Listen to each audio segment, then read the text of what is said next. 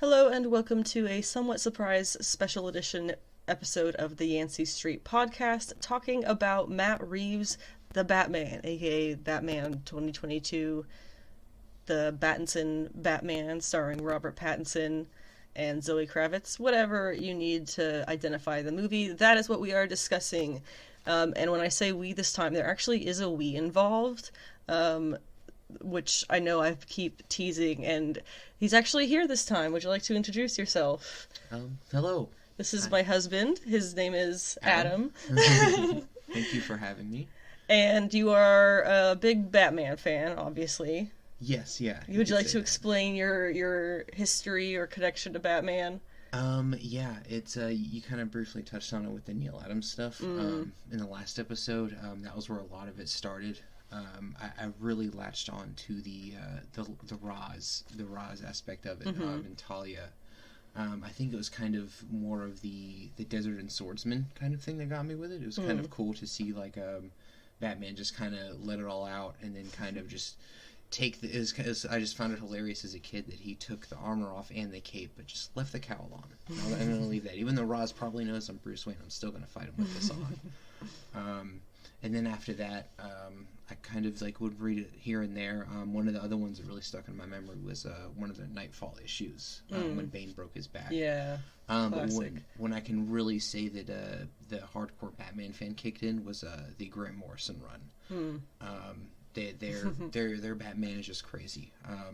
I'm a Grant Morrison fan, but when people say they understand Grant Morrison's writing, they're lying. I just kind of go in and let them take me for the ride. So yeah. Awesome. Briefly it. And then you obviously really enjoyed this movie.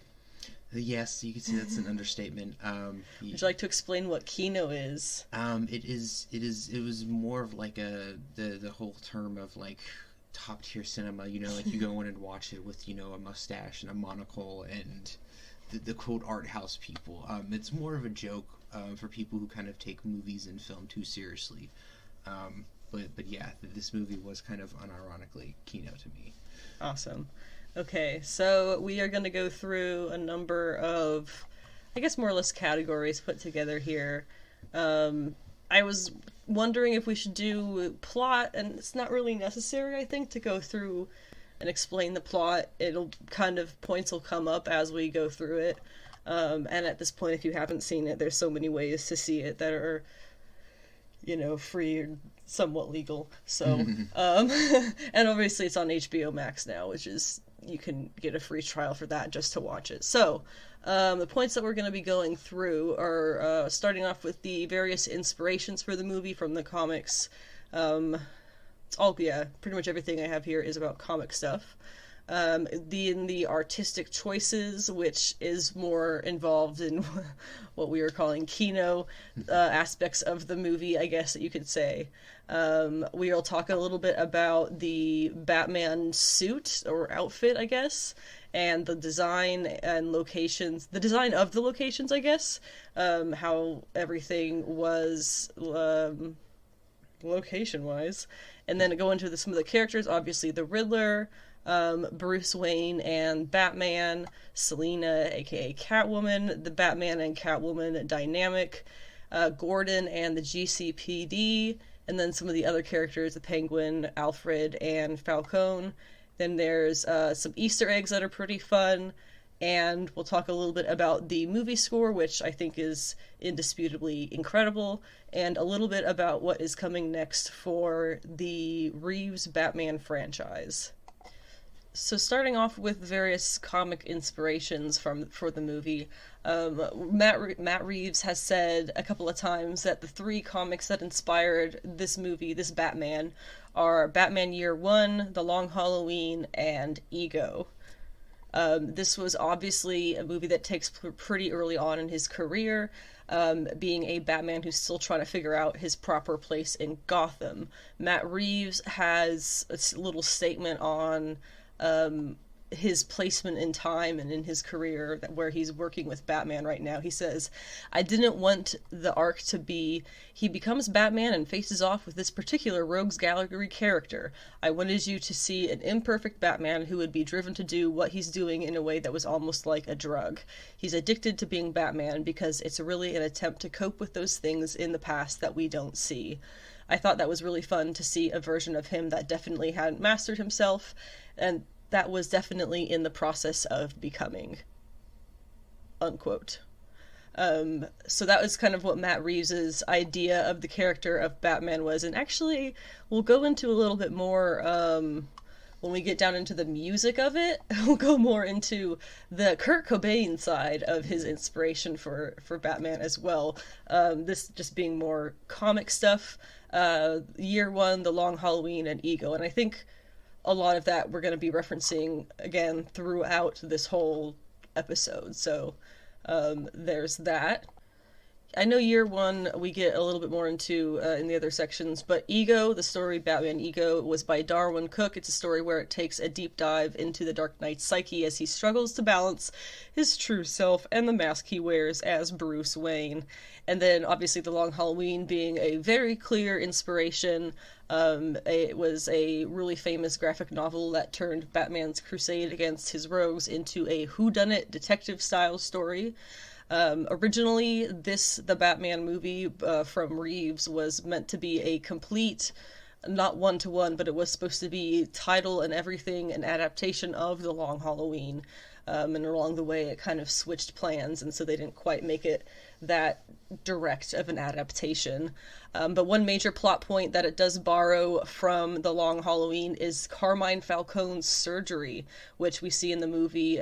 He talks to Bruce about how Thomas Wayne once saved his life at Wayne Manor because he was a doctor, and of course with the Hippocratic Oath, he can't just let somebody die on his doorstep. So kind of twisted his arm that way, but being a good person, more or less, Thomas Wayne went ahead and saved his life.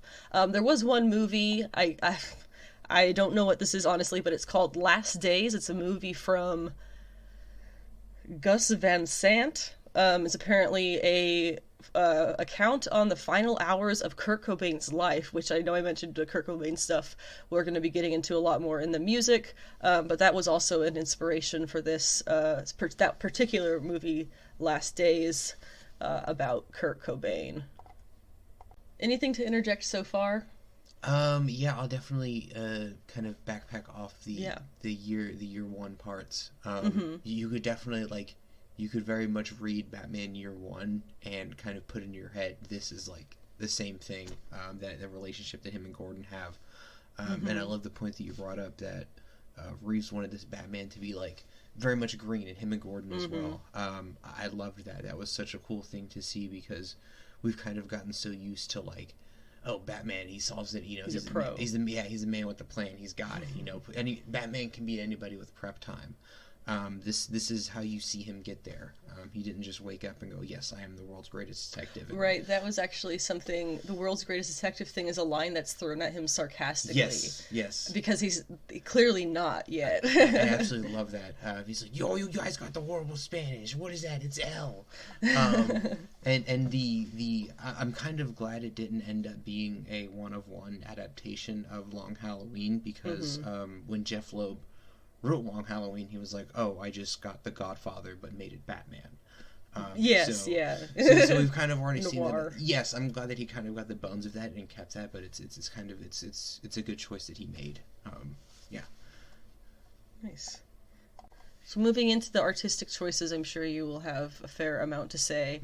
I know you had noted that the voiceover that we hear in the beginning, which is apparently actual excerpts from the journal that the Battinson is, well, we refer to him as some weird stuff through this probably. They're apparently excerpts from that journal that we see him keeping, but that's what the voiceovers are from. And it kind of starts that way and then it wraps up that way, which is a nice little full circle moment, I guess. Yes, yeah. There's no lead up story, teaching you the backstory about Batman or anything like that, which is normally how these things start. a bit of a drag at this point, kind of like the Peter Parker, Uncle Ben stuff. They definitely just skipped over that for the MCU because I think audiences are very much tired of seeing the Uncle Ben story, and I think it's the same with the Waynes as well. So it's probably a better idea that they kind of went over that, and you kind of had to rely on either what you learn along the way or prior knowledge.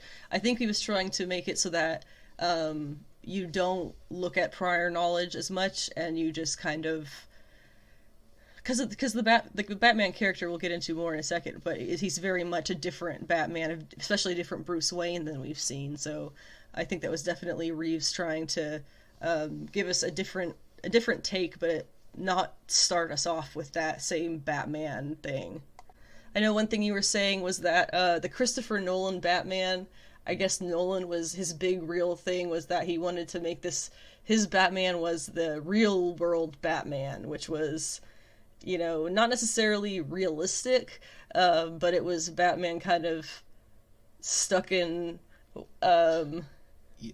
yeah. Yeah, it was, what Nolan did was Nolan got Batman and he put him in our real world versus Reeves made Batman's world real.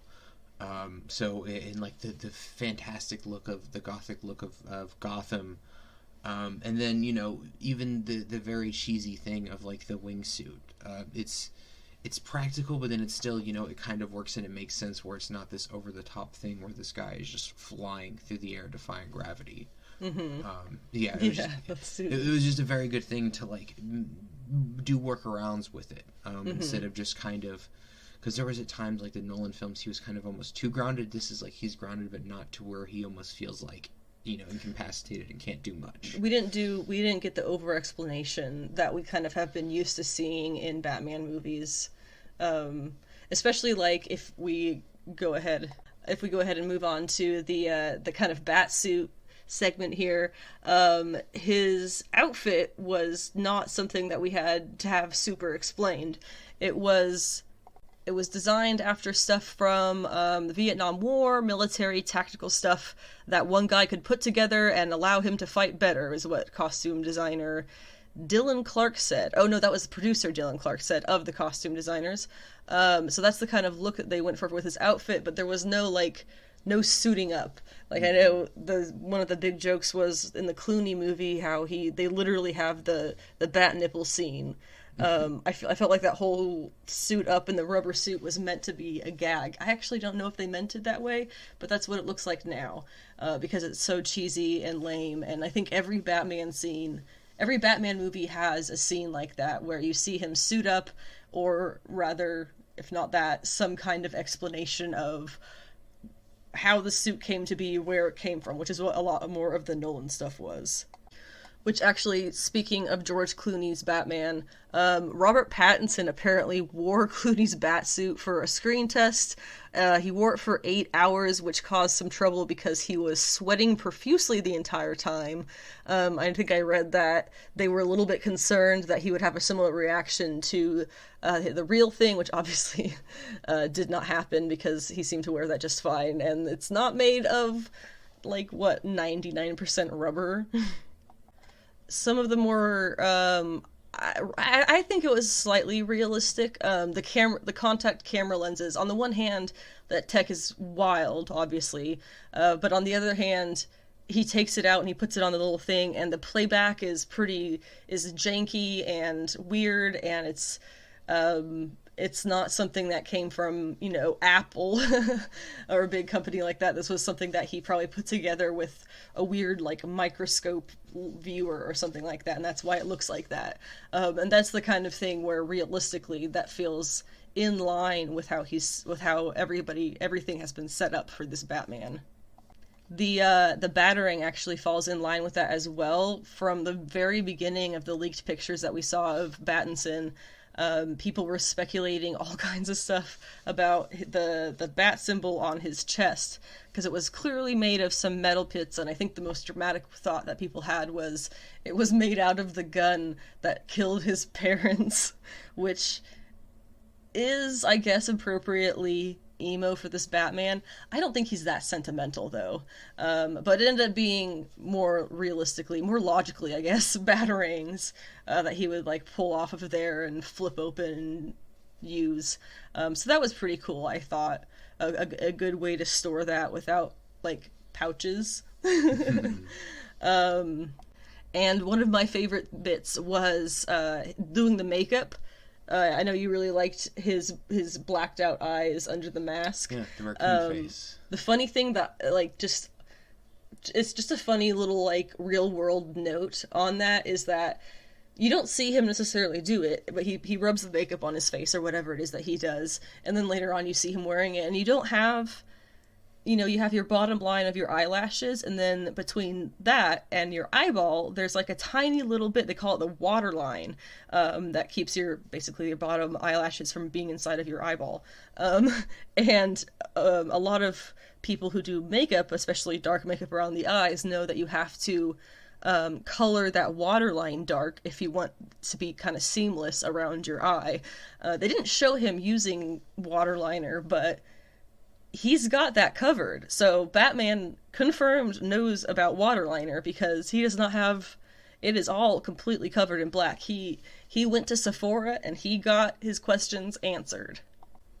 It would be very hilarious, within that world that Andy Serkis, Alfred, is the one who helps him. Teaches him how to do makeup. Yeah, with the waterline. He teaches him how to fight. So. Well, yeah, he could explain it as, oh, this is what I used in the British Secret Services. This is how we used to blend into the woods. Had camouflage. Yeah. Because they would have that, kind of comical moment of like, yeah, because this is what dudes do.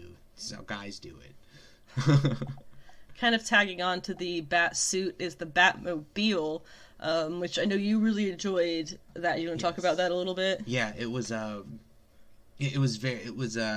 did Sean Gordon Murphy say? He said it was like car porn. Because there were so many moments of that, because I think throughout the movie, the beginning, I think you see the chassis of it.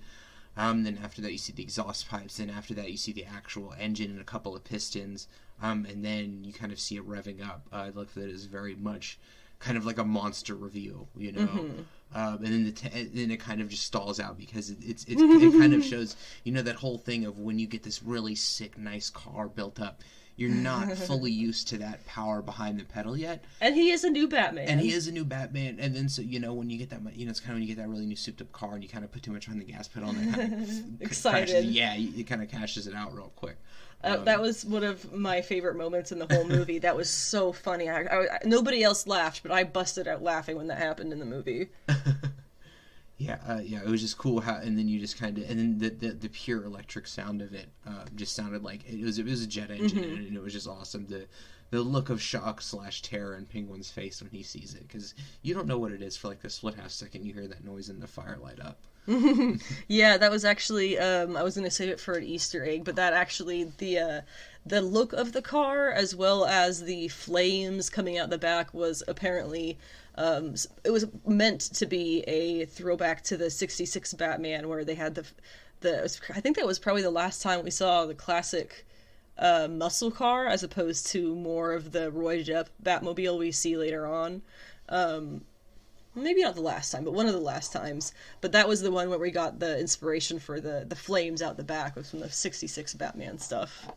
So that's pretty cool. Apparently, I found this, I don't know if they meant the car itself or like the car canonically in the movie, but apparently it's electric, which maybe it's hybrid. I don't know, but I read that it was electric, so apparently it's electric. It definitely didn't sound like it.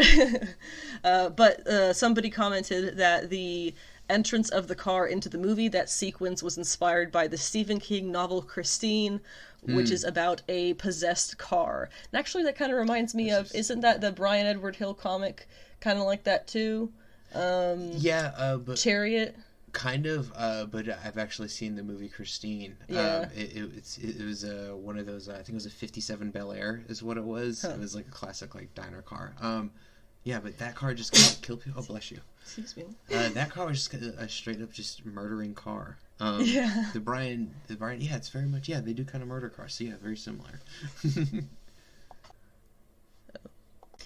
Next up is various locations and designs of the locations.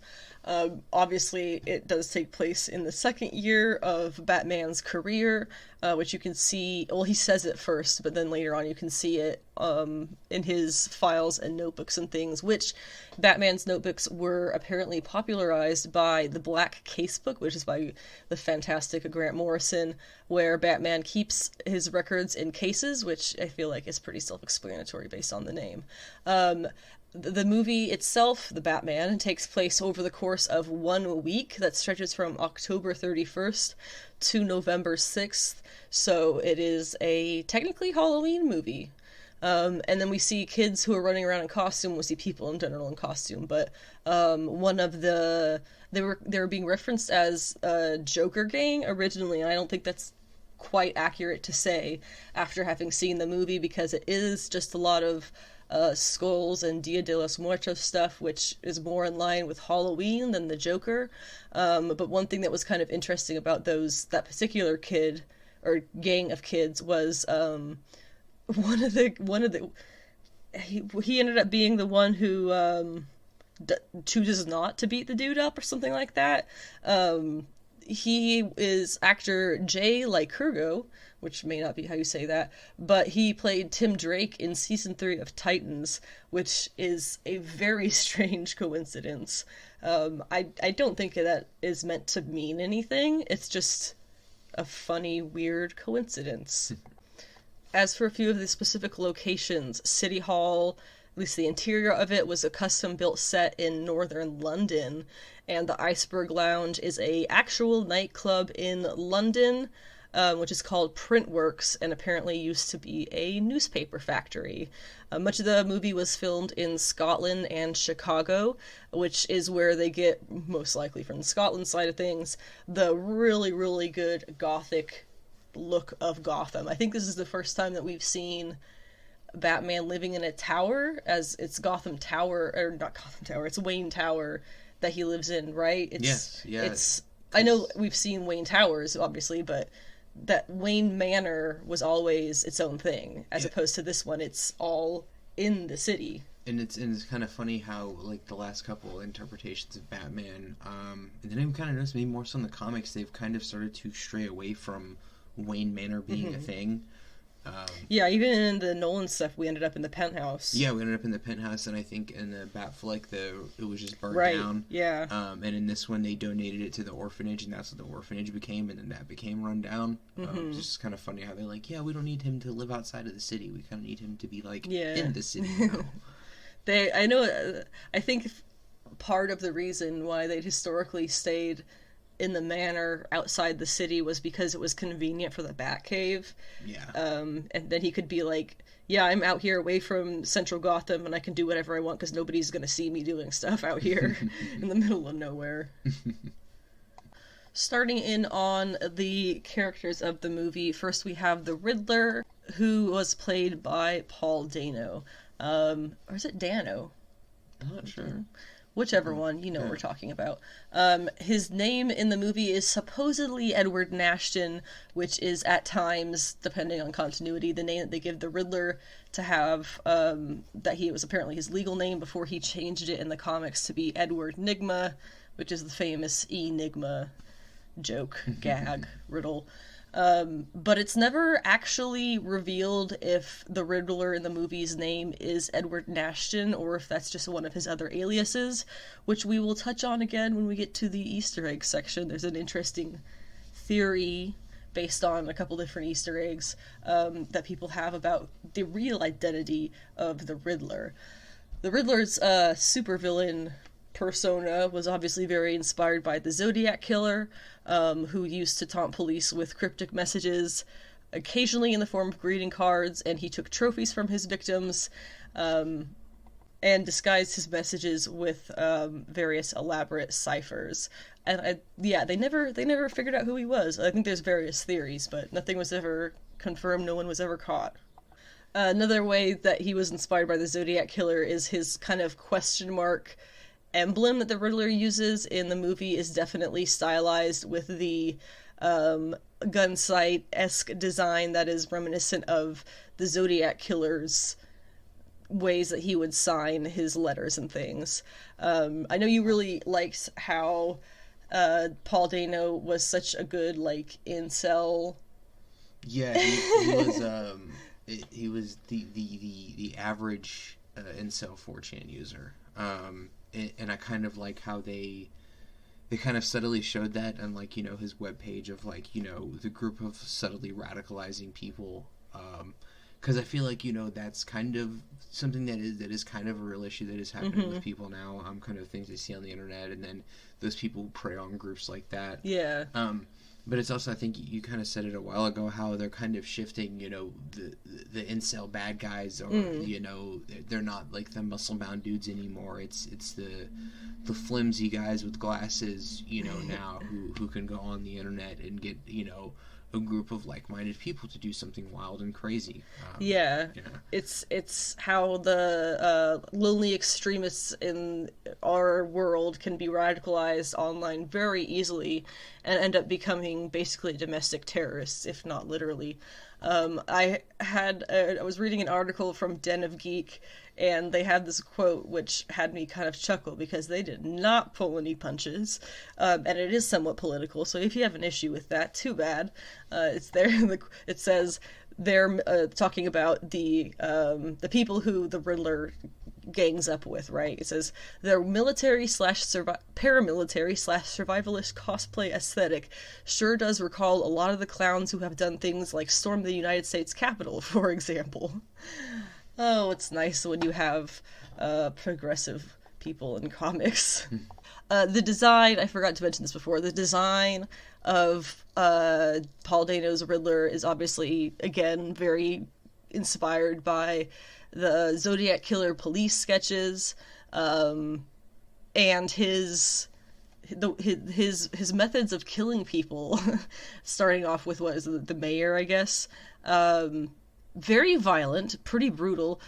Some might say that they would remind you of the Saw franchise, especially the ones that were like machinery trapped people's head, going around people's heads. That was definitely very Saw-esque. But one thing that was kind of funny, he does become pretty obsessed with the Batman, and then obviously the Batman kind of has to re-portray what it is that he wants to be. But his obsession with Batman is really interesting because he has this very sick, twisted, like skewed way of viewing what is happening between him and the Batman, and I guess the rest of Gotham to an extent.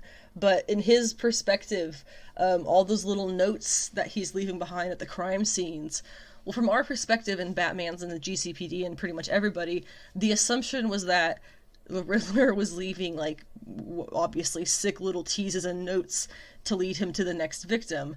And then towards the end of the movie, you find out that the Riddler was basically leaving love notes for Batman, which he was writing in code, so that Batman, in his mind, then could help him on his next pursuit of murder. Really, really backwards, but it's kind of funny how the Batman trying to stop these kinds of things ends up, in turn, creating a villain by his very existence, kind of. Yeah, and I'd kind of like to go back to the Riddler stuff of, because in a sense, they do show it in the movie of people who were out there championing his cause, with his sign saying the Riddler was right, which kind of in a sense you do get because you end up finding out the whole thing of the renewal fund was a lie. It was just them using to, keep the money for themselves and keep the rich rich. But it's just kind of funny how, this guy we think is bad, but in some people in this world they think he's doing good, but in a way he kind of is. He is exposing the corruption, but it's kind of the thing that you said, Batman is realizing, we more or less have the same idea of taking out the corrupt people, but he's not getting the effects he intended to. He wanted people to stand up for themselves and expose this, and then he sees this guy like, yeah man, you're showing us how to do this, and he sees this guy just dropping bodies, and he's like, okay, maybe I need to reevaluate, what I am. And then kind of also the guy he sees at the funeral that, not him as Batman, but Bruce Wayne just casually bumps into, and he's like, oh yeah, the rich guy deserves that. And then he sees him later as Batman, and then he sees the other guy as his, quote, Riddler persona. But he doesn't know it's Bruce Wayne he just talked to, or it's Bruce Wayne in the suit. And then this is when he really starts to realize that the effects he's he doesn't having, know the dude's Batman. He just thinks he's Bruce Wayne. And then he beats the guy up after he's fighting with Selina, and the guy says he's vengeance, and that's when it really sets in that, okay, Yeah, later when they're at the political rally or whatever it was, and the Riddler's people attack, he's one of them. Yeah. Yeah, and then that's when the Riddler just isn't this one guy isn't this isolated incident. These other people are seeing this and getting inspired for not what he originally intended. Yeah, the Riddler actually does represent a small, an amount of people, be a small amount of people. It does represent Gothamites in some way. After the Riddler, obviously we need to talk about Bruce Wayne, who is, I hope I don't have to tell you, Batman. Surprise. We did not see in this movie, to some people's chagrin, but my utter delight, we didn't see any classic Bruce Wayne the way that we think about him. What we saw here was the recluse Bruce Wayne of my dreams, and that's a type of spider, isn't it? It is the brown Now recluse. I'm thinking about Spider Bruce Wayne. Okay, but yeah, so if you think about the logic of it, it makes a lot of sense. How would it make sense that a man who grew up with the trauma and history that Bruce Wayne has, or had, whatever, would turn out to be some kind of playboy who shows up on the front of magazines, like People and stuff, with all kinds of ladies on his arms all the time? It doesn't really make sense to come from the kind of background that he has and the training and everything and be that still. You can actually see that portrayed, his kind of being more of a homebody. You can see that portrayed really well in Batman Imposter, which is a 3-issue, fairly recent DC Black, within the last year, DC Black Label title, which I just found out while I was writing this and doing some research on the people involved in the movie. Mattson Tomlin, who wrote Batman Imposter, was also the script writer of the Batman for Matt Reeves, so that makes a lot of sense that he would move on then to make a Batman comic with a similar Bruce Wayne character.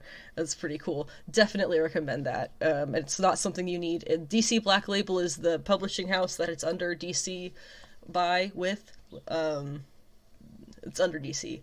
And it's DC Black Label is non-canon, usually, actually I think always, 18 and up stories in the DC universe, so you don't need any kind of, it's just 3 issues, that's it, self-contained thing. You don't need anything else besides the 3 issues. But anyway, so I actually saw this, I could not believe it. Some dude on Twitter was like, oh yeah, we're definitely going to see in the second Batman how his Bruce Wayne persona is going to become a lot better. He's going to start dating all these chicks, and I was like, what? He's not just suddenly gonna do a complete 180 with his personality and become like this Rico Suave dude. What? That just would not make sense. I think that would get him really, really under the public eye in a way that Batman does not need.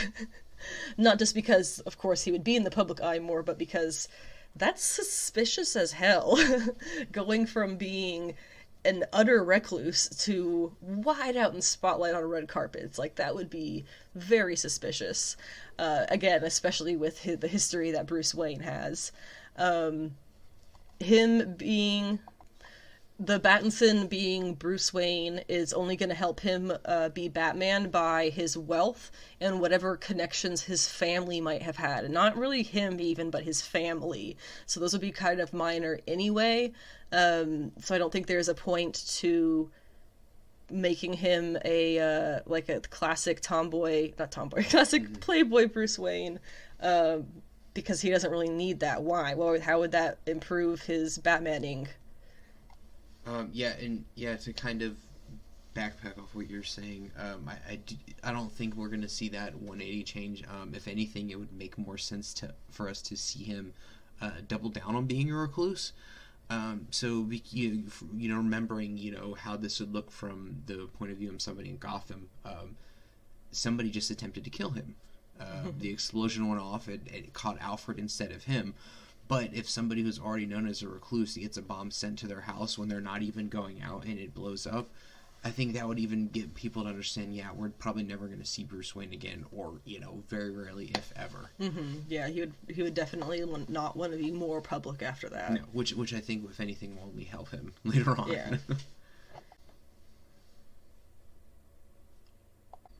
I really enjoyed his fighting in this, because previous Batman films, the fight choreography really wasn't fluid movements or actual fight choreography.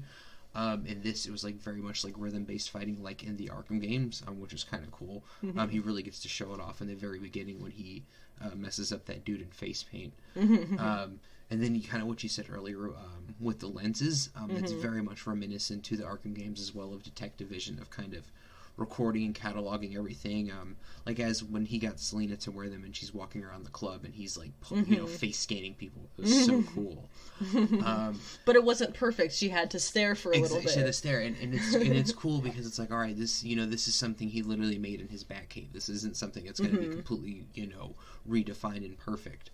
And then kind of saying what I, finishing up what I said earlier, between, the interaction with Riddler and then also the Riddler, guy that he saw on the bridge that he fought towards the end of the film.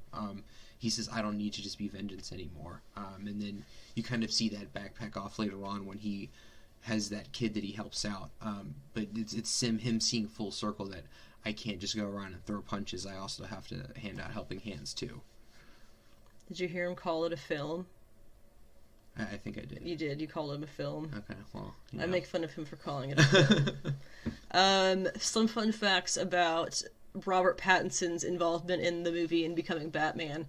First was he apparently did not know before starting to do research for the character that Batman was a detective. He explained that he did not know that the hero was known as the world's greatest detective, and he said he felt like an idiot when he found out, which is, of course, understandable. He also said that he was asked to have his voice as Batman changed. He was asked to do it differently by Warner Brothers because he was basically whispering his lines, which he explained because all of the other actors had a, quote, gruff, or kind of gruff, gravelly thing, unquote. He wanted to go in a different direction and do something completely original, which obviously did not work out. He ended up doing a bit of a Batman voice, but it's not the gruff, gravelly thing. It's just subtle. Yeah, it was a bit more subtle. Not him trying to be a death metal singer. Selina Kyle is, of course, played by Zoe Kravitz. We meet her while she's pretty much taking care of a friend who lives in the apartment with her and does kind of the same line of work, which is vaguely call girl-esque, which is kind of how stuff happens when we first see her in the comics in year one. She also does have a sister in the comics, which is still canon, I do believe. She is a really important character in the Catwoman Volume 1, which is actually called My Sister's Keeper. That is not who this friend is based off of. I'm pretty sure the friend that she has here who's killed in the movie was based off of the friend that she lives and works with in Batman Year 1, which is also... I guess it's towards the end of the movie that we see her in the corset with the skinny, I don't know, weren't jeans, they were like elastic pants, but the black pants and the corset, obviously her short haircut, and the boots, right? Just then the boots.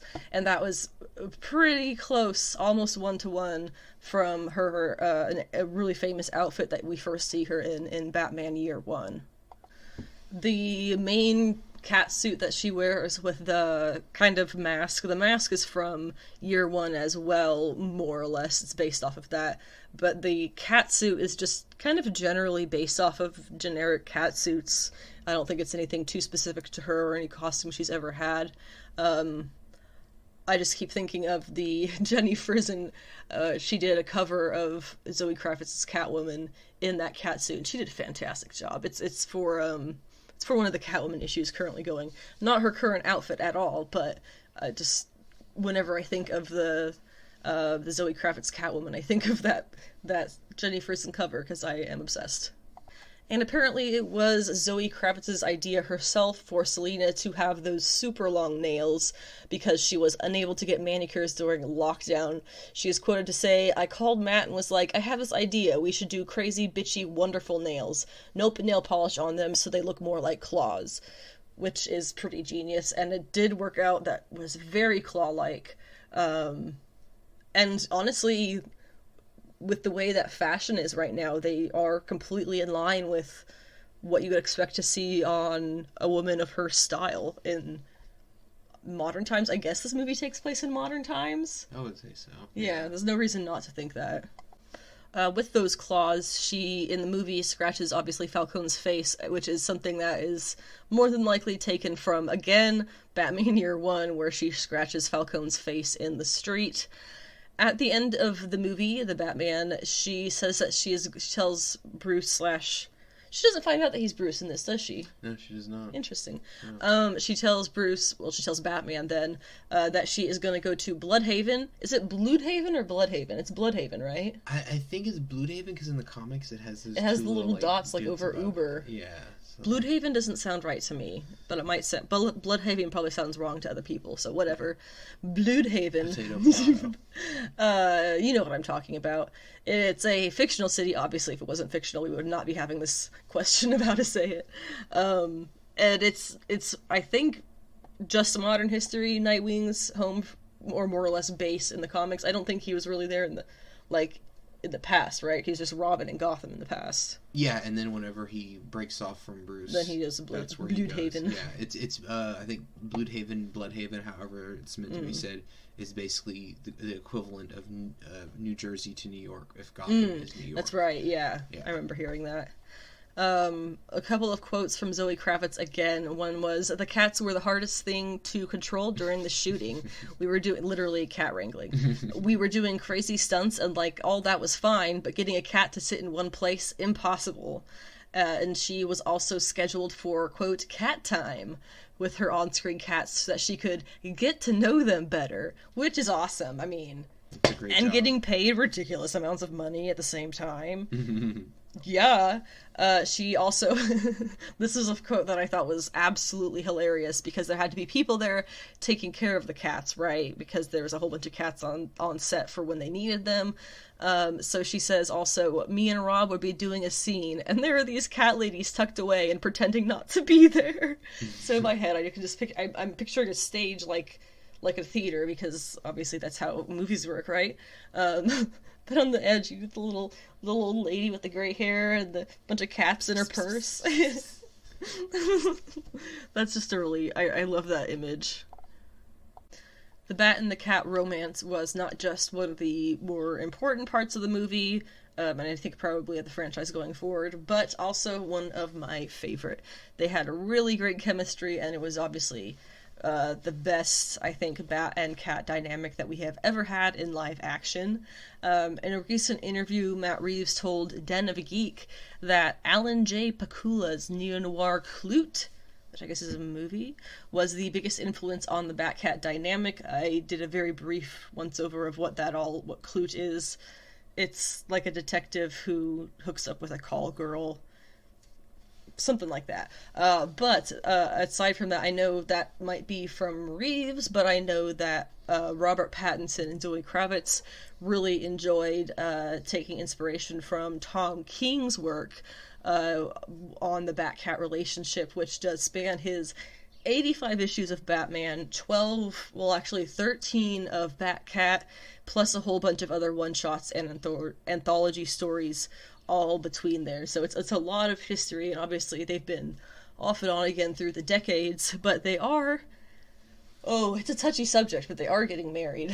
Because a couple of years ago, Tom King had Batman propose to Catwoman, and then she said yes, and then they ended up not getting married, and it was a whole thing people were upset about, and now in Bat-Cat they are going to be getting married officially, as far as we know.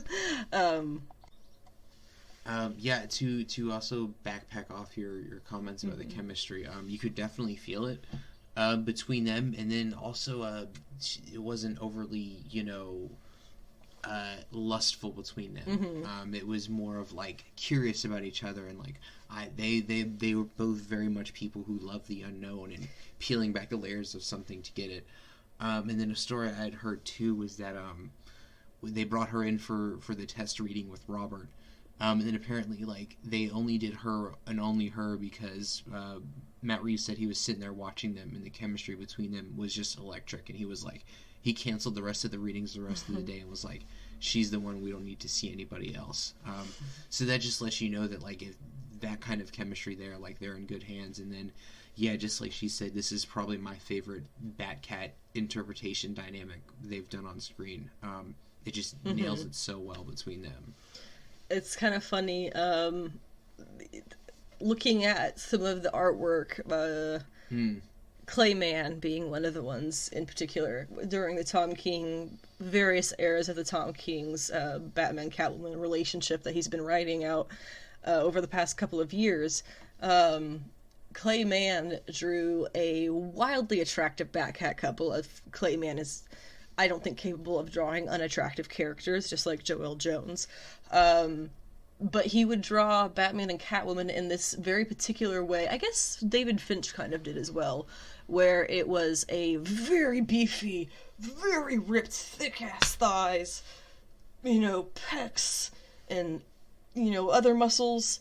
And then you have Catwoman, who is, muscular or whatever herself, she's fine, but very petite. She is not just shorter than him by a very large amount, she is like half of his width.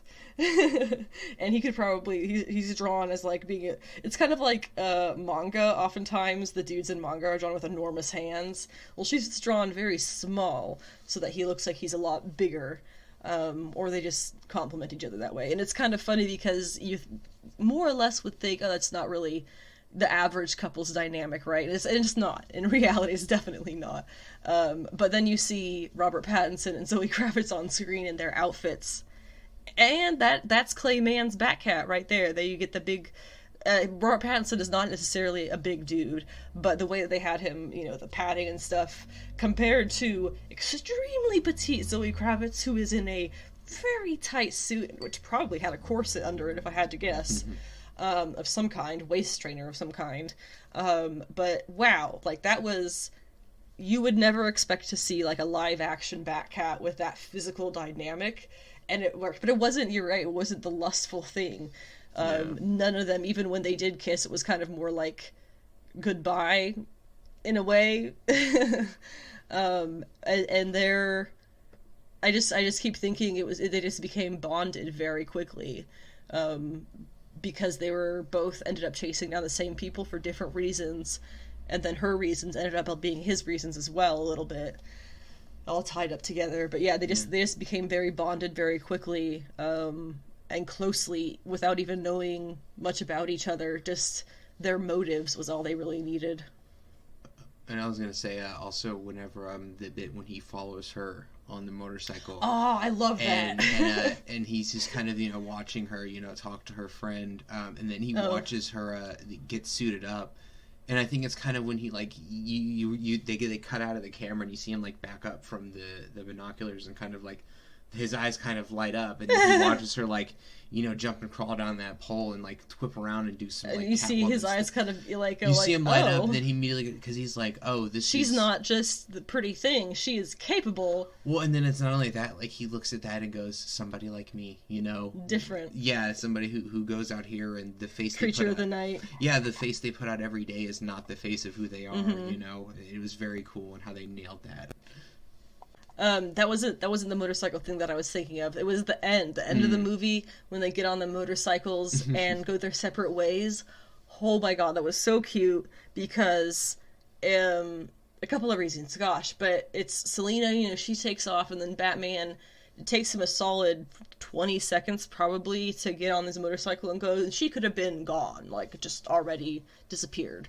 But she wasn't. She waited for him, or at least went very slowly, and then you see they show it. He catches up and she speeds back up, and the two of them go, and they kind of like, she goes a little bit ahead and then he goes a little bit ahead and then she goes a little, kind of like racing a little bit, and they just drive along for a couple of, like a minute or so on the screen, a little montage of them motorcycling along together with that goddamn awesome music. And then they get to whatever point is, he goes left and she goes right, and they kind of stop there for a second and look at each other and go their separate ways. It's this kind of thing where they didn't need any words, because again, they just became very bonded by their experiences. Like, they just suddenly know each other very well based off of having seen their moralities play out over the course of the movie. Jim Gordon is played by Jeffrey Wright, who actually has had quite the career in the past 5 years. Really is just taken off. You get DCEU, you get Marvel, you get Westworld, probably a few other things too. James Bond movie. He has really had a great couple of years. But anyway, he is very early off in his career, just like Batman. I love their bro dynamic, their bromance dynamic. If you didn't see it, you weren't watching. I'm not serious about the romance part of that, just the bro part. But he was great. He was a really, really great portrayal of Gordon, especially a slightly younger Gordon, pre-responsibilities of commissioner, and I would get pre-responsibilities of a wife and daughter as well. He does not mention them. I don't think he would be the kind of guy who would mention them if he did have them, but again, I don't think it would really make sense to bring either of those characters in, because why would we care about Barbara, daughter? Because Batgirl's not going to be showing up in the first couple of years of him being Batman. That would be odd. I mean, they could, but why?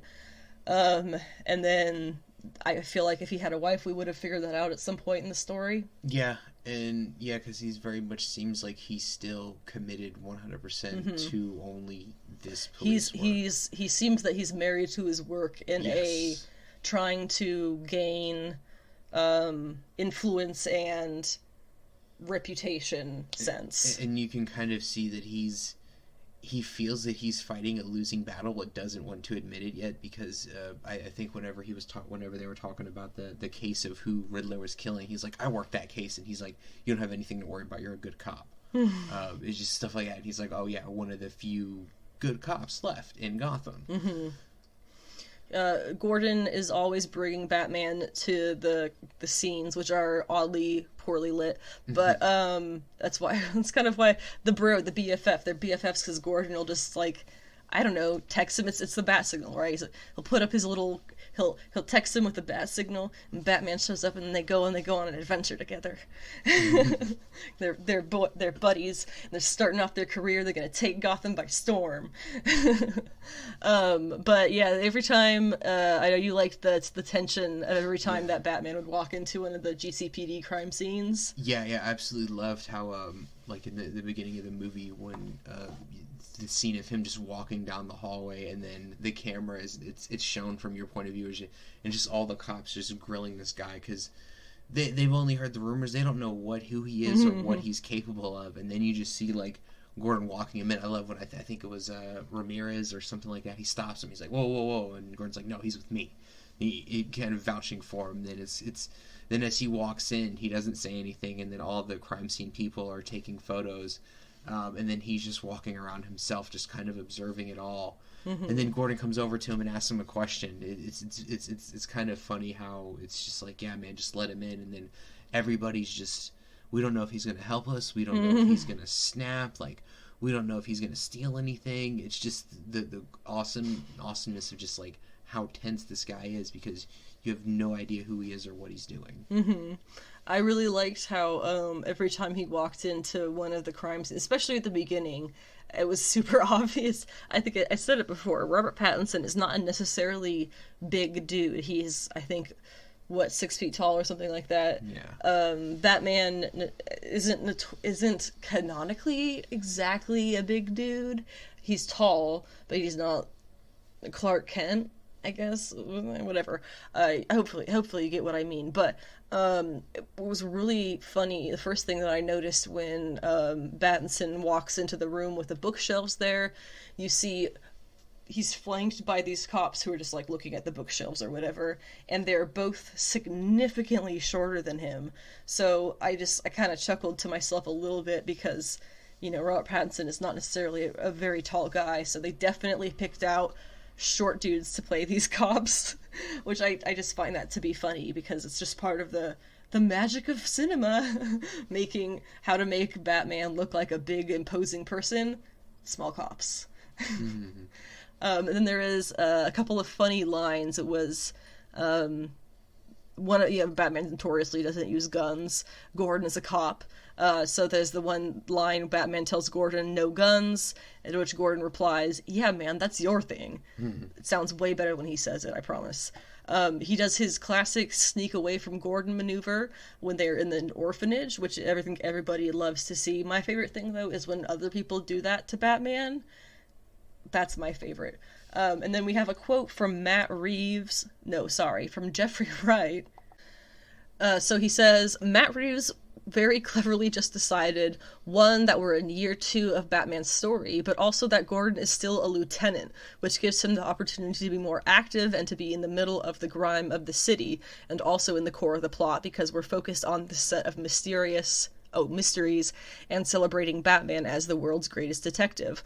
Gordon is alongside him, and they bring their detective skills together in a way that I don't think we've necessarily delved into deeply in the past, but is very much in line with the history of the franchise. I was excited to see that Gordon was so central to Matt's vision for this thing, and excited to play him. To go off a couple of like funny exchanges, it was very much of like they've had a countless late nights together, just putting their heads together, working on things, trying to figure things out. One of my favorite ones was he's like something about like they're talking about trust, and he's like, trust, man? He's like, we've been working for 2 years, I don't even know your name. Not even who he's are under that mask, just his name. Like, hey man, he's like, Bill, Jim, Bob, what's your name? And then another one of my favorite scenes with those two as well as the GCPD was when he gets knocked out from the bomb that was put on the DA, and he wakes up just surrounded by police officers in this cage. And then just like they're all just like there, like they all want a piece of him, they want to find out who he is, and then they're slowly starting to figure out that there is a lot of corruption inside the police department, so they have no idea who to trust. And then so they catch the guy, the dirty cop who's like, why is the guy who works homicide coming down here? In the interaction they have, it's like he's like, hey, I just need 2 minutes with him, and they have this intense scene of like real close, and you think he's like riling him in. He's like, we need to get you out of here, man. Then he punches him, and he's like, and then he sees him later, and he's like, he could have held back. Oh, I was holding back. Just that whole sequence from the tenseness of them like both coming together and like reading the room and going, yeah, there's something bad going on here. We can't let what we know get out. It's amazing. I really want to see that relationship grow. A couple of other important characters from the movie, first being, of course, the Penguin, Oswald Cobblepot, played by Colin Farrell, who is unrecognizable. In the movie, he is, as he is in the comics and has been for over 25 years, the proprietor of the Iceberg Lounge, which first appeared in Detective Comics in 1995.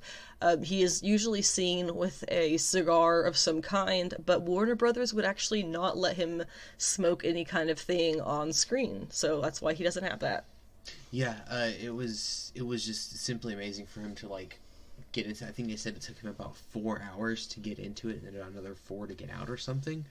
But I've always kind of said that Colin Farrell does his best work when he's not just playing this heartthrob guy. When you get him like this crazy meaty character to play, which, come on, Oswald Cobblepot, that is the perfect crazy person for him to play.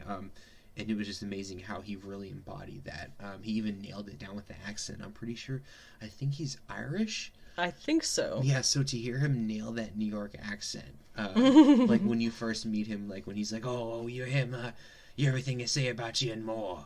Like, it was perfect. And I believe he was getting a TV show or something. Oh, yeah. As well. Yeah, he's getting a Origin TV show, which, of course, will star Colin Farrell again as well. Andy Serkis played good old Alfred Pennyworth. He, in this version, is again a former British Museum. Ooh. British Marine who presumably trained Bruce. Actually, it's not presumably. I did remember after writing this that there was a line where he does say something about having trained him, so he does confirmed he did train Bruce, and I guess you would say presumably taught him many of the other skills that he uses as Batman. This is the first time that we've seen him using a walking stick, which of course happens because somebody tries to kill Bruce and it does not work. And by somebody, of course, that is the Riddler. Carmine, there is just Andy Serkis and Robert Pattinson did do one really, really excellent scene of the two of them after Alfred gets blown up. Not really. In the hospital where Bruce shows up after thinking that he's been killed, shows up to see him there in the hospital bed, and he's a really great moment of fighting through the toxic masculinity to look his father figure in the eye and tell him that he loves him. So that was a really nice, you don't really get that in masculine topics like Batman too much, so that was nice that they actually showed that. The only complaint I could really have about Alfred in this was that there should have been a little bit more of him. But I understand that was kind of why he wasn't in the second half of the movie, is that he left to go film that Venom, the second Venom movie. Hindsight's always 20/20, but I kind of wish he would have stayed and done a little bit more of this, but that just kind of leaves us wanting more for him in the next film. And yeah, John Turturro.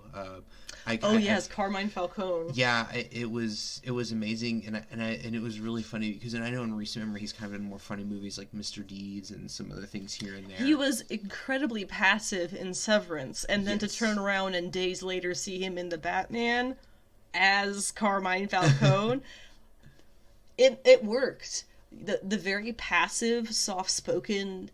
It worked for his gangster-like character. It was great. Yeah, and I can't remember. I cannot remember what the first time I ever saw him was. Not the Jurassic Park movies or anything like that. It was. I think it was a mob movie. So seeing him play the older mobster was really cool to see because it's like, oh, nice. This is the very first. Yeah, the very first thing I saw him as. It's kind of cool to see him go back to that. And he was in it like he never left. He was very much that sleazy, murky in the shadows mob boss guy. They do reveal that he is Selina Kyle's father in the movie, which he's also her father in the comics, which was introduced in a 1999 storyline, Dark Victory, which was Jeff Loeb and Tim Sale's follow-up to The Long Halloween.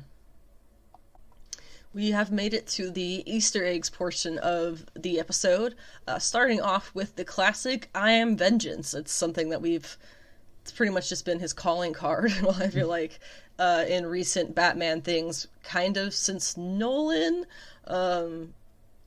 definitely popularized after that. But this was actually much of an older phrase, going back to Kevin Conroy in the Nothing to Fear episode of the Batman animated series, where he says, I am vengeance, I am the night, I am Batman, which is probably not at all like his delivery was, but I do my best. Could you imitate it? You're not going to do that. Great, yeah. Okay. I think you did great. I did great, thanks. I know you really like the theory of the possible Easter egg for Venom, or Bane Venom, I guess, not Venom Bane. I was going to say Venom Bane. Bane Venom. Do you want to talk about that theory? Yeah, it's on the third and fourth rewatch. It takes place in the fight in the, what is it? It's Madison. Yeah, it's basically what is meant to be Madison Square Garden, but Gotham's equivalent. When he's fighting all the Riddler guys. It's whenever he gets blasted with the shotgun, saves Selina, and then the guy grabs him. It's just like watching it again. The more and more I saw it, the more I definitely feel like that is like the very beginning and early stages of Venom. If you're not sure what Venom is what Bane actually uses to pump himself up. And get those hulking muscles. And then the placement of where he puts it is right on the top of his palm, which is exactly where Bane injects it. And then the fact that it's a light green thing, and then as soon as he injects it, he just gets filled up with rage, and then is just hit with the second, third, because right before that, he got blasted point blank with a shotgun. Like, that took a lot out of him. And the fact that he just jumped right after that, literally picks the guy up and slams him down, and then punches him so hard, cracks the mask and his glasses, and that for that couple of seconds he's kind of not sure who he is.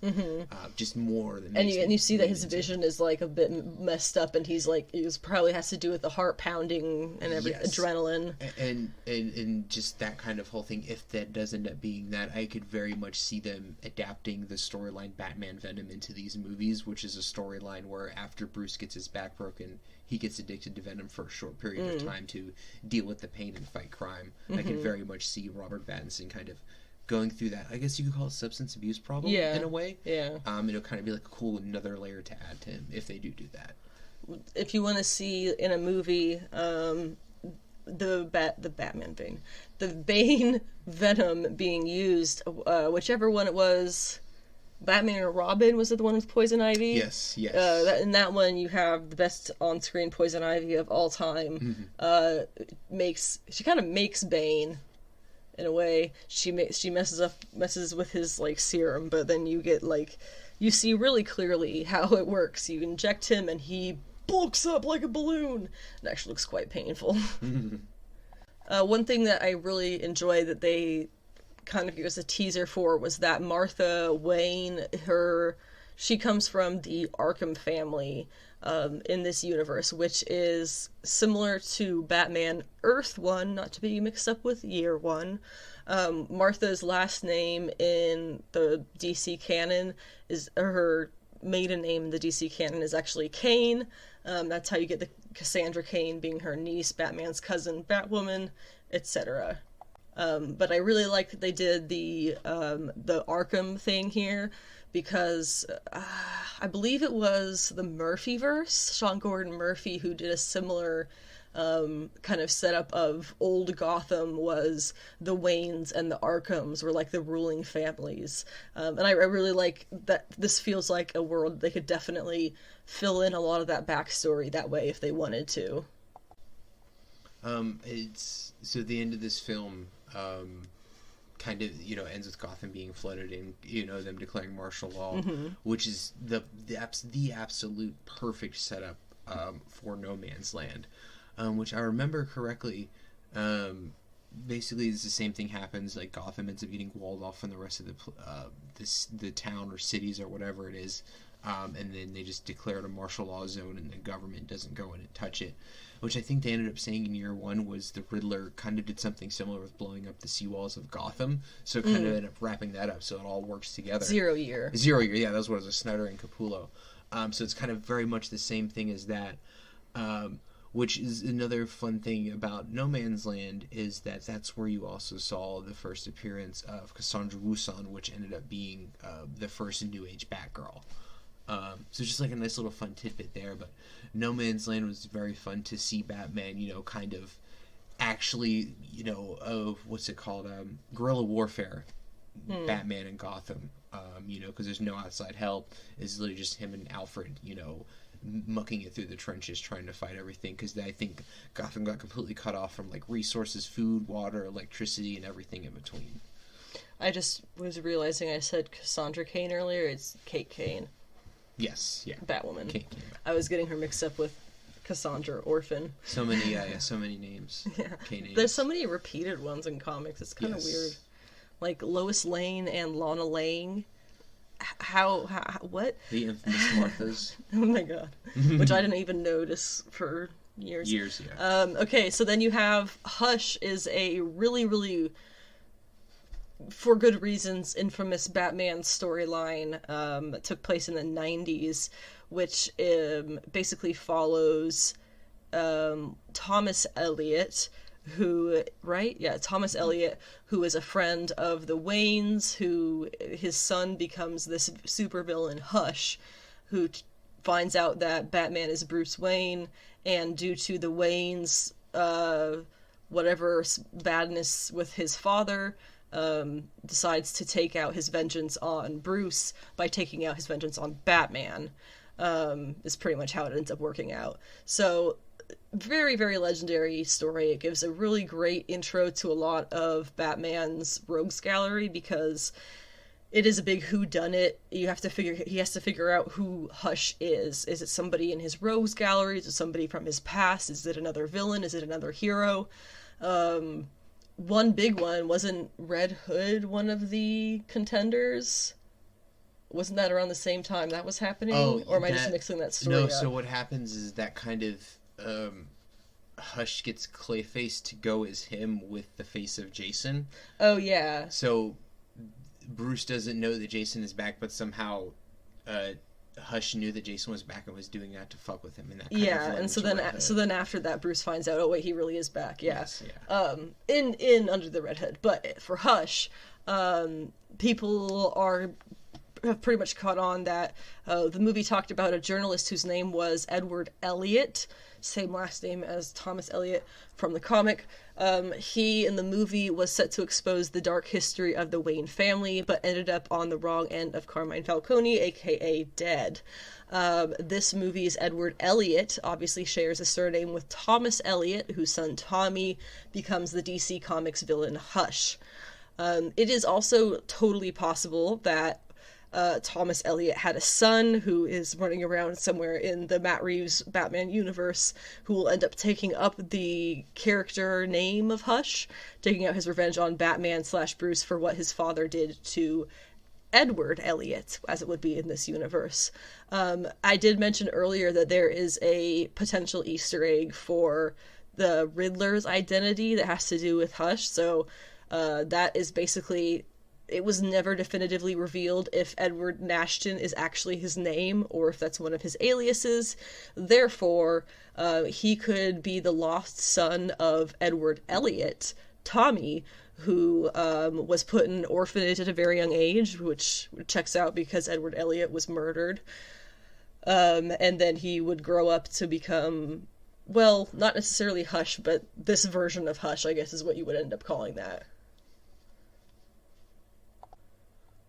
Yeah, and when we first saw this, I totally thought that was going to be the twist, was that he's actually the Hush, he is, the Hush child, the Hush kid.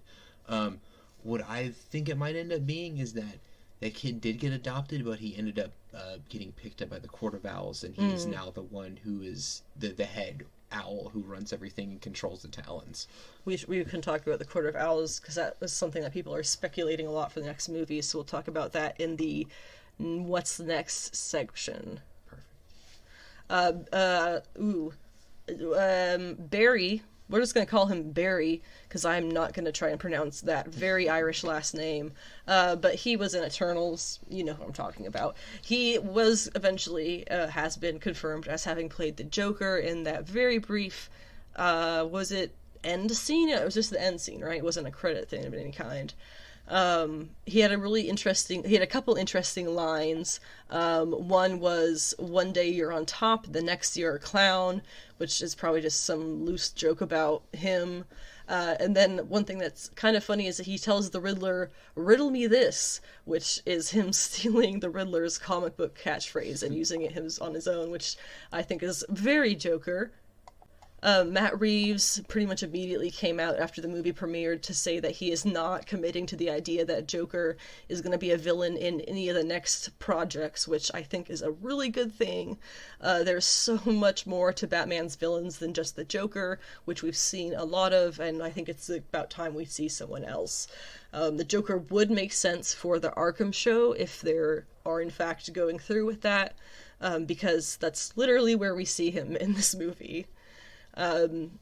Also, Barry, good old Barry, whose last name we're not going to try pronouncing, is credited on IMDb as Officer Stanley Merkel, who is a mentioned but never fully seen officer who worked with Gordon in the Year One comics, although he was first introduced in Dark Knight Returns, which takes place much later on in Batman's career. That possibly was just an Easter egg that doesn't mean much, but it could hint at a bit of backstory, so only time really will tell. We already mentioned the Riddler's plan to flood the city being ripped out of Year Zero by Snyder and Capullo. And finally, you may have noticed twins as the Penguin's henchmen. That was Max and Charlie Carver, who were playing the doormen, rumored to be Tweedledee and Tweedledum, which is honestly hilarious. The movie score was one of the most well-received aspects of the Batman by far. I don't think anybody dislikes it at all. I personally was listening to it while I was watching. I was writing out some of the notes for this podcast episode. I hear a lot of Lord of the Rings and Harry Potter influence, which I don't think has to do with knowing that Pattinson was a Harry Potter character at one point. I think it really just does sound like that. It's a lot of timpanis and horns, which I really, really love. Interestingly, although this is a very dark timpanis and horns, you can go back to the classic Superman movies where they have timpanis and horns being used in a very bright and like marching band kind of style. So it's kind of funny, the versatility of instruments. Yes, I was a percussion student. Why do you ask? The composer for the score is one Michael Giacchino? How do you... Giacchino? Giacchino? I am so sorry. But he did Up, The Incredibles, as well as Doctor Strange. I don't know if he's doing Multiverse of Madness. I didn't actually bother to look that up. Matt Reeves says of him, Michael brought soul, he brought dread, he brought all of the emotional and atmospheric undercurrents that a movie like this requires. You almost can't articulate what he brings. You can just feel it, how he expresses himself through music, how it relates to story. This is also the 5th movie that Reeves has done with Michael, including 2 Planet of the Apes movies. Oh, that explains why he knew Zanzi Circus. Let Me In and Cloverfield. His Batman theme contains 2 musical ideas, which is according to Reeves. One is Batman's Obsession, an ominous repeating 4-note motif. The other is a Wayne theme that, quote, has a kind of great melancholy that is really about being Bruce, says Reeves. With that 4-note riff repeated over and over, gradually getting louder and louder. I'm just going to say, Michael's captivating Batman theme builds to the Bat's arrival like a shark approaching in Jaws. This Batman theme can't be hummed as easily as Elfman's, but is still incredibly memorable. Yes, I did actually have it stuck in my head for a solid couple of hours after we left the movie the first time. Michael's slinky Catwoman theme emerged from discussions of classic noir scores, including Jerry Goldsmith's Chinatown, Reeves reveals. He says, so we talked about incorporating those kinds of strings. Michael had written this beautiful theme for her that had almost gotten too purpley, with a sax and everything. So he stripped it back, but there's a little bit of noir lilt to it, a slightly jazzy vibe. Also, another like fun tidbit about the Batman theme is that the drum riffs is very similar to the Imperial March. Listen to them both back to back, and you'll definitely hear them pick it up. The score was recorded with a 70-piece London orchestra and a 6-member boys' choir over the course of 12 days in October 2021. The orchestra, which was primarily strings, brass, and percussion, with almost no woodwinds, just 3 clarinets, was divided between Abbey Road Studio 1 and Studio 2, recording simultaneously with 2 conductors, which was due to COVID protocols. Reeves says, what I love about him is, and he's talking about the composer still, he's like a jokester. You all know his title tracks are puns, examples being Escaped Crusader and For All Your Pennyworth, which still drives me crazy to this day, but under all of that, he is most sincerely emotional person, so it's almost a wonderful experience. Oh, it's always a wonderful experience. It's one of my favorite parts of making any movie, and music is a very powerful tool. One of the most recognizable songs from the movie was obviously Nirvana's Something in the Way. Yeah, I was amazed when we were into the movie and that starts playing, and it fits so well with him, like just zooming around on that motorcycle, you know, tweaking things in the lab. That was just like one of the most like deep, dark songs on that album, and like I could very rarely listen to the whole 20-minute version of it and then kind of skip it. But now it's like it's this. I think I saw something. It's like Spotify after this movie came out. This song had like a 434% jump in people streaming and playing it. It's just awesome to see this like dark grungy song like work so well into now it's like I kind of find myself humming it. I think somebody even put it on the work playlist now. if you look up the song, you'll find that the lyrics are a meditation on depression and desperation. Initially, the explanation was that the song was written as a reflection of Kurt Cobain's upbringing, highlighting a time when he lived under a bridge after being kicked out of his house. On doing research on this, I found out that was actually not true, even though that was what he had said for a very long time. That was actually a story that was not true in any way. He later admitted that it was about an imagined version of himself living under a bridge and dying of AIDS. So, fun fact, I guess. I have 2 lines from the Mary Sue, which is an article that I have linked below about the use of this song in the movie. And these 2 lines are really good, so I am just going to quote them for you. It says, "The song is about something being in the way of whatever your goal may be. For Cobain, it was different than what is in the way for Bruce, but the song works in the world Reeves built either way because Bruce himself is getting in the way of the symbol he wants Batman to be.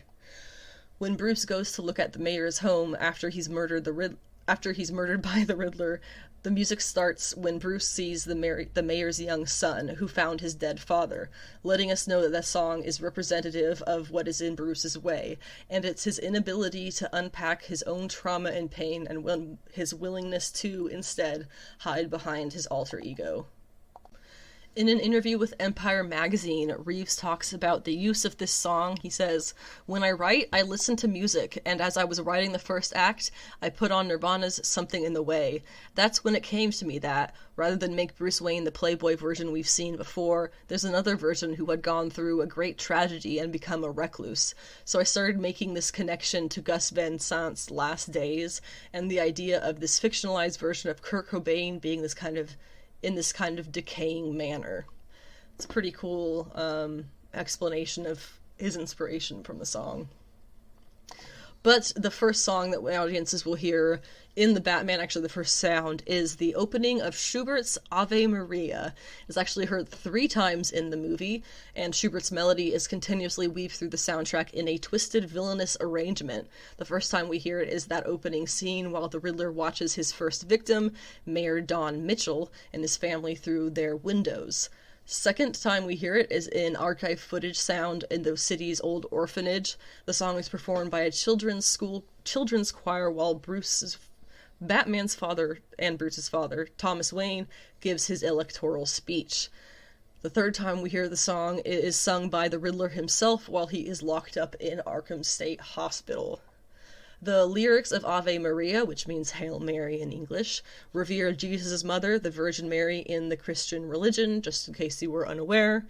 The song is also visually associated with death throughout the film, with the first time it plays preempting the death of Mayor Don Mitchell Jr., and the second time preempting the death of Thomas Wayne. In Arkham State Hospital, this is a quote from... in an article, we'll just say in an article, I have a quote that says, "In Arkham State Hospital, the Riddler recounts in the orphanage, 30 children would sleep in one room, and every winter a baby would die because it was so cold, and the institution was unable to properly care for the infants. The despair and wish for safety during sleep in Schubert's lyrics are echoed by the Riddler in his description of his childhood, and perhaps explain why this melody was chosen to soundtrack his character." Which is just a nice little wrap-up of the usage of that particular song. As for what is coming next in the franchise, there is a good amount to look forward to. There was definitely a lot of things being set for the stage of future Gotham. Definitely off rip with the mayor being killed, the police commissioner, and as well as the district attorney. Those are pretty high-profile kills, but they were also shown that these weren't actually good people. The mayor being killed, there's been so many mayors in Gotham, they could put anybody there. The police commissioner, that's obviously opening up the door for Gordon, and to, fully have him open up that doorway to fully work with Batman without anybody getting in the way. And of course, district attorney, everybody's favorite, Harvey Dent. Oh, actually, just real quick, I forgot that I was also reading that one article theorized that Tweedledee and Tweedledum, the twins, who everybody's assuming is going to be Tweedledee and Tweedledum, they apparently work for Two-Face in the comics. So somebody was saying that could be a reference to him existing already as a character here, and he's just got them on loan to the Penguin or something. That would be very cool to see. And as well as there's been I think these ones are all confirmed. They are There's confirmed. 3 yeah. TV shows, the Gotham PD show, of course, which will be about Gordon and his experiences. Yeah, like, because that's definitely a losing battle most days for him. The Arkham show, which I would like for it to be about the Martha family, the Martha bloodline, but then also maybe a little bit of to get people happy, just put Barry in there as the Joker. Yeah, if he's going to show up anywhere, that would be the place to do it. And probably my most anticipated confirmed one, the Penguin. I would love to see like what he's gonna do now, because from the way Gotham ended on that, he very much had this look in his eyes that he's out. He's kind of pissed off at Batman now. And I think the one that was rumored was the Catwoman show. Oh yeah, that was something we had heard watching through. I would totally be down to in Bloodhaven. Yeah, I would totally be down to watch her get into that. And then I already knew as soon as she said I'm going to go to Bloodhaven, everybody online was like, oh my god, Nightwing. He's not going to be Nightwing yet. Exactly. Or the only way I'd be fine with it is if she's already there and Nightwing is some sort of already established hero. But that was on the huge off chance. I know I kind of hinted at it earlier about the Court of Owls. Yes, talk about that. I would absolutely love to see that. Not just because I'm a fanboy of that storyline, but just because that storyline in and of itself just lends itself so well to this, to work perfect with Reeves. The sins of the father. Yeah, the sins of the father, and then just everything, because in this movie... Family secrets. Yes, because in this movie it shows that, the Waynes were rich, but they probably weren't great people. And he's kind of starting to see that. And then also, I think it was low-key done on purpose when he gets that letter that says Bruce to Bruce, that says see you in hell, and the owl eyes on it. I felt like that was very much like a nice little nod. And then I know there was a lot of people who have the plot holes of, where did Riddler get this information? Where did Riddler... That's probably if they want to wrap that up, they could say that's the shadow helping hand of the Court of Owls. And then it'd be really cool to see, like, that's where Thomas Elliot ended up as some sort of way in that. And then it's, the whole point of the Court of Owls in the comic storyline was that, Bruce thinks he knows Gotham in and out and how it runs. And in this movie, it's kind of showing that from the Gotham Renewal Fund and what his parents were and everybody else, he doesn't know Gotham as much as he thinks he does. And then it'd be even more enjoyable to watch him like dig into more of that and see that Gotham has so many more secrets that he had no idea about. I could see them playing it almost in an MCU kind of way, where the Court of Owls would be the big bad who we don't actually see until the very end of the second movie, and then the third movie is really Bruce probably being completely humiliated by them while he's trying to keep his life from being utter shambles or whatever they're doing to take him down. Yeah, and then, if he does run into them, that could be the way for him to go, yeah, maybe I do need a partner, to somehow bring in a Robin-esque character. Needs a helper or something. Yes. Was there anything else you wanted to add? No, that was it. Thank you for having me here. Yes, thank you for doing this. Finally, our schedules aligned. Yes. What are your social medias if people would like to find you online? Yeah, social medias. If you guys enjoyed me being here. Yes. Again, let me know if you want more of him. You can find me on Instagram. That is mainly where I'm at. I'll link it in the profile, in the description. Yeah, Instagram. You can find me there at ADeeZy40, ADEEZY40. And then I'm also on Instagram and Discord is where I spend most of my time these days. I don't really mess with much else. Okay, you already know all of my stuff. I will link them all on the bottom for anybody who doesn't know. I don't think I'm going to make this a Patreon exclusive first, because it was kind of a surprise thing anyway. So yeah, thank you everyone for listening, for whatever portion you listen to. If you have other thoughts or theories or ideas, anything about the movie that you would like to share, we are always open to that. My next episode is just going to be a regularly scheduled weekly episode this coming Monday. And let's see, Multiverse of Madness is coming out this week. If you've already seen it, congratulations. By the time that this comes out and you listen to it. Same with the Moon Knight finale. People of the Future, I hope that was a good one. Fingers crossed. Stay hydrated, keep it sweaty, and love comics.